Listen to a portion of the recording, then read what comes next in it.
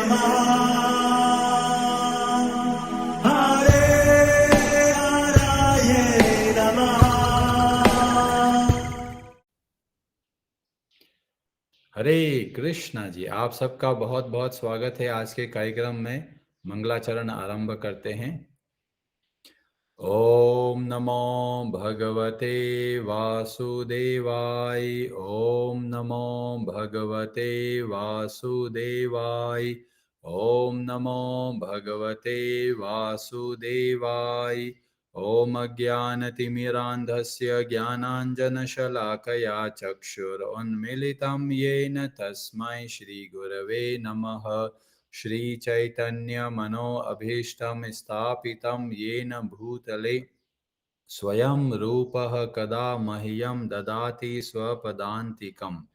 वन्देऽहं श्रीगुरो श्रीयुतपदकमलं श्रीगुरून् वैष्णवांश्च श्रीरूपं साग्रजातं सहगणरघुनाथान्वितं तं सजीवं साद्वैतं सावधूतं परिजनसहितं कृष्णचैतन्यदेवं श्रीराधाकृष्णपादान् सहगणललिता श्रीविशाखान्वितांश्च। नमः ओं विष्णुपादाय कृष्णप्रेष्ठाय भूतले श्रीमते भक्तिवेदांत स्वामिनिति नामिने। नमस्ते सारस्वते देवे गौरवाणी प्रचारिणे निर्विशेष शून्यवादी पाश्चात्य देशतारिणे। नमो महावदन्याय कृष्ण प्रेम प्रदायते कृष्णाय कृष्ण चैतन्य नामने गौरतुषे नमः। हे कृष्ण करुणा सिंधु दीनबंधु जगतपते गोपेश गोपिका कांत राधा कांत नमोस्तुते। तप्त कांचन गौरांगी राधे वृंदावनेश्वरी वृषभानुसुते देवी प्रणमामि हरिप्रिये। वाञ्छाकल्पतरुभ्यश्च कृपा सिन्धुभ्य एव च पतितानां पावनेभ्यो वैष्णवेभ्यो नमो नमः। जय श्री कृष्ण चैतन्य प्रभु नित्यानंद श्री अद्वैत गदाधर श्रीवासादि गौर भक्त वृंद। हरे कृष्ण कृष्ण कृष्ण हरे हरे, हरे राम राम राम हरे हरे। कार्पण्यदोषोपहत स्वभाव पृच्छामि त्वां धर्म सम्मूढचेताः। यच्छ्रेयस्या निश्चितं ब्रूहि तन्मे शिष्यस्ते अहं शाधिमां त्वां प्रपन्नम्। हरे कृष्णा जी, भगवद गीता अध्याय 1 श्लोक नंबर 12 आरंभ करते हैं। ब्रजेश्वरी जी, आप पढ़ेंगे संस्कृत। हरे कृष्णा प्रभु। तस्य संजनयन् हर्षं कुरु वृद्ध पितामहः। सिंहनादं विनद्योचे शंखं ददमौ प्रतापवान्। हरे कृष्ण। हरे कृष्णा जी, तस्य उसका संजनयन बढ़ाते हुए हर्षम हर्ष कुरु वृद्ध कुरु वंश के वयोवृद्ध भीष्म पितामह पितामह बाबा सिंहनादम सिंह की सी गर्जना विनद्य गरज कर उच्चैः उच्च स्वर से शंखम शंख दधमौ बजाया प्रतापवान बलशाली। तब कुरुवंश के वयोवृद्ध परम प्रतापी एवं वृद्ध पितामह ने सिंह गर्जना की सी ध्वनि करने वाले अपने शंख को उच्च स्वर से बजाया, जिससे दुर्योधन को हर्ष हुआ। हरे कृष्णा जी, तो हम पिछले क्लास में हमने डिस्कस किया कि कैसे ये जो भीष्म पितामह है ये सामान्य व्यक्ति नहीं है, ये परम भागवत है, परम वैष्णव है, भगवान के बहुत ही शुद्ध भक्त है और इसीलिए उनमें गलती नहीं है। वो जो कुछ कार्य कर रहे हैं भगवान की प्रेरणा के अनुसार कार्य करते हैं। और जब भीष्म पितामह बाणों की सैया पर सो रहे होते हैं, वहां पर भगवान श्री कृष्ण स्वयं पधारते हैं अपने भक्त के उद्धार के लिए। और साथ में बहुत सारे लोग आते हैं, बड़े बड़े ऋषि मुनि आते हैं और वहां पर जो भीष्म देव है बहुत सुंदर भगवान श्री कृष्ण की स्तुति करते हैं। और हमें यह भी पता चलता है कि महाभारत के अंदर जब युधिष्ठिर महाराज राजसूय यज्ञ करते हैं तो वहां पर पूछा जाता है कि सबसे पहले किनकी पूजा हमको करनी है। और उस वक्त भीष्म पितामह स्पष्ट शब्दों में बताते हैं, अगर किसी की अग्र पूजा करनी है तो हमको भगवान श्री कृष्ण की अग्र पूजा करनी है, सबसे पहले उनकी पूजा करनी है। यह सुनकर शिशुपाल बहुत क्रोधित होता है और भीष्म पितामह पर बहुत सारे आरोप लगाता है। कहते हैं कि ये जो भीष्म जी हैं अब बूढ़े हो गए हैं, उनको पता नहीं चलता। और उसके बाद में भीष्म पितामह बहुत सारे अध्यायों में भगवान श्री कृष्ण का गुणगान करते हैं, भगवान के रूपों का, अवतारों का वर्णन करते हैं और इतना सारा विस्तार से बताकर बोलते हैं कि अगर मैं बोल रहा हूं कि अग्र पूजा के अधिकारी भगवान श्री कृष्ण है तो मैं ऐसे ही भावनाओं में बहकर नहीं बोल रहा, मैं तथ्यों को, पूरी बातों को समझाकर यह मैं बता रहा हूं। तो यहाँ पर जो भीष्म पितामह का हृदय हमको देखने को मिलता है कि कितने अच्छे से भगवान का वे गुणगान करते हैं। और जब बाणों की शैया पर सो रहे हैं और जब ये भगवान श्री कृष्ण पधारते हैं तो वहां पर स्तुति करते हैं। भागवतम के स्कंद 1 और अध्याय 9 श्लोक नंबर 23 में भीष्म पितामह प्रार्थना करते हुए एक बहुत बड़ी बात बताते हैं। वो बोलते हैं, भक्तया आवेश्य मनो यस्मिन वाचा यन नाम कीर्तयन।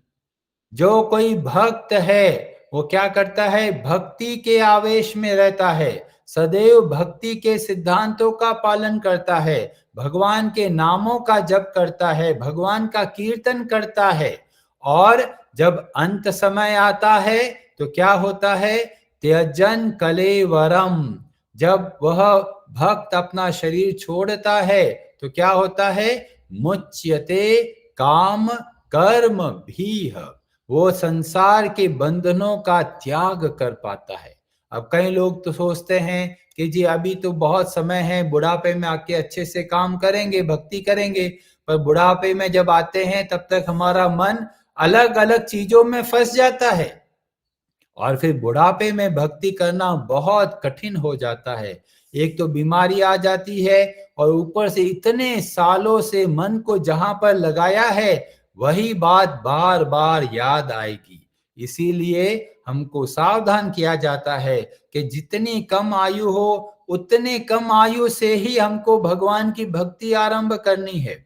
श्री वैष्णव संप्रदाय में 4 प्रमुख श्लोकों का वर्णन मिलता है जिसको बोलते हैं चरम श्लोक। चरम श्लोक मतलब सबसे जो प्राण जो श्लोक है वह है, और जिसमें से एक भगवत गीता में से आता है, एक रामायण में से आता है और 2 वराह पुराण से आता है। तो वराह पुराण के जो चर्म श्लोक है, ये चर्म श्लोक जो है यह शरणागति के हैं। तो वराह पुराण के अंदर जो चरम श्लोक के बारे में वर्णन आता है वहां पर पता चलता है भगवान श्री वराह देव देवी पृथ्वी भूदेवी को बोलते हैं और बोल रहे हैं, स्थिते मनसी सुस्वस्थ शरीरे। जब मन स्थिर होता है, शरीर स्वस्थ होता है, सती यो नरः धातु साम्ये स्थितम। जब धातु मतलब वात, पित्त और कफ ये सब संतुलित है तो उसका मतलब है जब हमारा शरीर स्वस्थ है तो क्या करना है, स्मरताम विश्व रूपश्च माम अजम। जब शरीर स्वस्थ है तब हमको भगवान की भक्ति करनी है, भगवान का स्मरण करना है। और ऐसा करेंगे तो क्या होगा, तो बोला गया ततस्तम म्रियमाणाय तू काष्ठ पाषाण सन्निभम। और जब अंत समय आ जाता है, शरीर कैसा हो जाता है?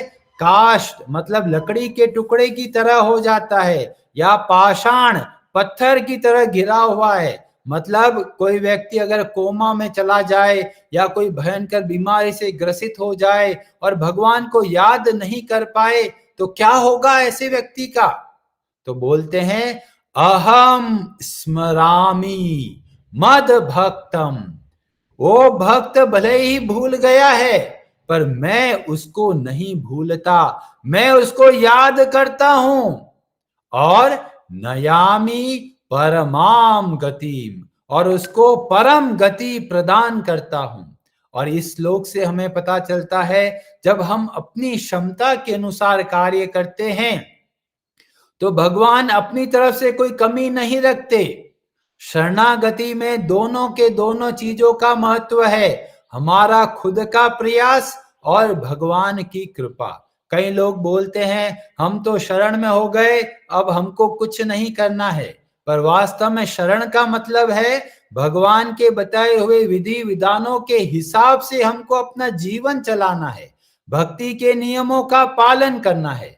हमारी तरफ से जब हम यह करते हैं तो भगवान गारंटी देते हैं कि मैं उसका उद्धार करता हूं। भले ही अंत समय में याद नहीं कर पाए तो कोई चिंता नहीं, भगवान कहते हैं मैं उसका स्मरण करता हूं, मैं उसको याद रखता हूं। कई लोग सोचते हैं अरे जी हम तो बहुत पूजा करते हैं, पता नहीं भगवान हमारी सुनते ही नहीं है। पर वास्तव में भक्ति में यह सिद्धांत है, हम जो भी प्रार्थना करते हैं, जो भी थोड़ी भी सेवा करी है, भगवान उसको भूलते नहीं है। हम भले ही भूल जाएं, क्योंकि हमारा ये जो स्वरूप है कई बार माया में भ्रमित हो जाता है, हम भूल जाते हैं पिछले जन्म में क्या हुआ था हमको याद ही नहीं। पर भगवान कभी भी माया के अंतर्गत नहीं आते। भगवान को पता है हजारों जन्म पहले भी अगर हमने थोड़ी भी सेवा करी है, भगवान उसको याद रखते हैं। और यह जो बहुत महत्वपूर्ण चरम श्लोक है, यह हमें बहुत आश्वासन देता है और हमारी भक्ति को और मजबूत बनाता है कि तुम चिंता मत करो, जो तुम्हारे हाथ में सामर्थ्य है, जो तुम्हारे पास समय है, उस समय को भगवान की सेवा में लगाओ। और जब हम ऐसा करते हैं तो ये हमको पूरी की पूरी गारंटी है कि भगवान हमारा पूरा ध्यान रखते हैं। और कई लोग सोचते हैं अगर हम भक्ति नहीं करेंगे तो भगवान ध्यान नहीं रखेंगे। भगवान हर एक का ध्यान रखते हैं। क्यों ध्यान रखते हैं? क्योंकि भगवान बोलते हैं तुम सब मेरे अपने हो। बच्चा चाहे मां की सेवा करे या ना करे, पर मां सदैव अपने बच्चे की सेवा करती है। ऐसे ही भगवान सदैव हमारे हैं और सदैव हमारे कल्याण के लिए कार्य करते हैं। पर हम लोग होते हैं कि हमारे पास बहुत बड़ी लिस्ट होती है कि ये भी करना है, ये भी करना है, तो समय मिलेगा तब करेंगे। पर ऐसा नहीं है, भगवान के लिए समय निकालना है, ये ऐसी चीज है जो आपको वास्तव में काम आएगी। बाकी चीजें सब साथ छोड़ सकती है, पर भगवान कभी भी साथ नहीं छोड़ते। इसलिए हम लोगों को हर रोज नियम से भगवान की भक्ति करनी है, भगवान के नामों का जप करना है, भगवान को भोग लगाना है, और ये नियमित रूप से करना है। कई लोग सोचते हैं अरे जी सूतक लग गया, परिवार में कोई नया सदस्य आ गया, परिवार का कोई सदस्य चला गया है तो थोड़े दिन के लिए भक्ति बंद। नहीं, नियमित रूप से हर रोज भक्ति के नियमों का पालन करना है। भगवान श्री कृष्ण भगवत गीता में 9वें अध्याय के 14वें श्लोक में दो अद्भुत शब्दों का प्रयोग करते हैं। पहला बोला गया सततम कीर्तयन्तो माम यतन्तश्च दृढ़ व्रताः। तो यहां पर बोला गया सततम। सततम का मतलब होता है निरंतर, नियमित रूप से हर रोज नियम से भगवान की भक्ति करनी है।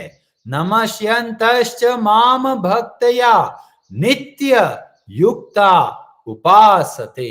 यहाँ पर दो शब्द बताए गए, सततम भी बताया गया, नित्य भी बताया गया। तो हम लोगों को अपनी क्षमता के अनुसार नियमित रूप से भगवान की भक्ति करनी है। और जैसा कि भीष्म देव जी प्रार्थना में बोलते हैं, जब हम इस तरह से भगवान की भक्ति करते हैं तो भगवान स्वयं पधारते हैं।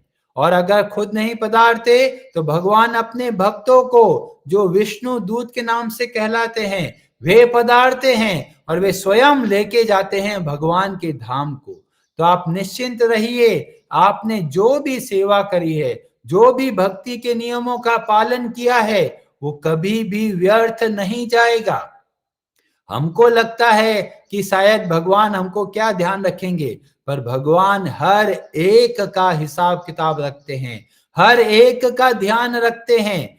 थोड़ी भी सेवा करी है वह निष्फल नहीं जाएगी। हरे कृष्णा जी, आप सबका बहुत बहुत धन्यवाद। हरे हरे नमः।